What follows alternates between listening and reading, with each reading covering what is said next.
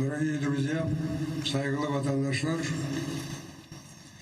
ровно 30 лет тому назад, 26 июня 1991 года, второй Курултай крымско-татарского народа, наряду с другими важными для народа решениями, принял постановление о национальном флаге и гимне крымско-татарского народа.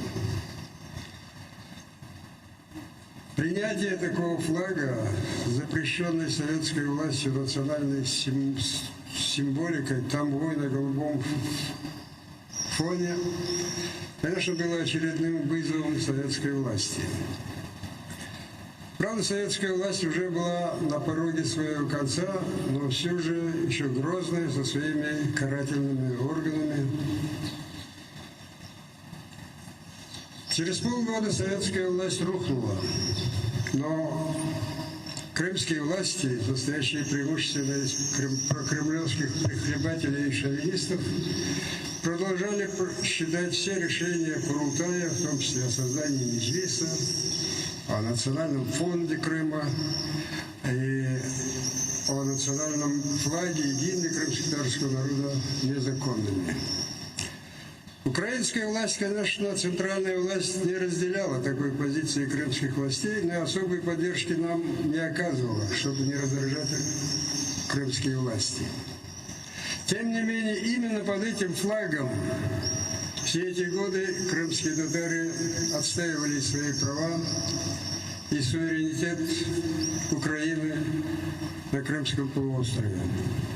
Именно с этим флагом 26 февраля 2014 года крымские татары отбросили вылазки пророссийских шовинистов, пытавшихся заставить Верховную Раду автономии принять обращение к Путину с просьбой о присоединении Крыма к России.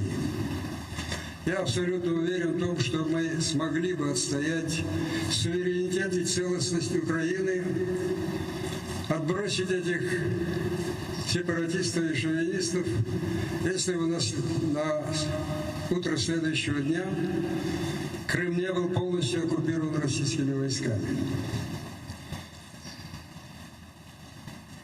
5 лет назад президент Украины бросил лозунг «Одна страна, два флага», выразив тем самым уважение к национальному флагу крымско-татарского народа, такое же уважение, как и к государственному флагу Украины.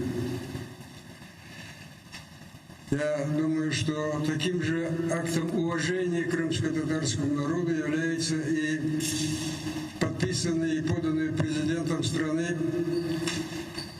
совсем недавно проект указа о коренных народах Украины.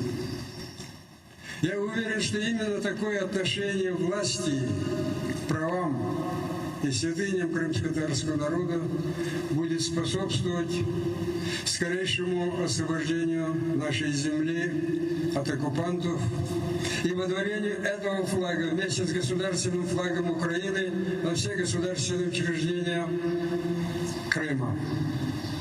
Поздравляю всех своих соотечественников, своих сограждан с Днем крымско-татарского флага. Слава Украине!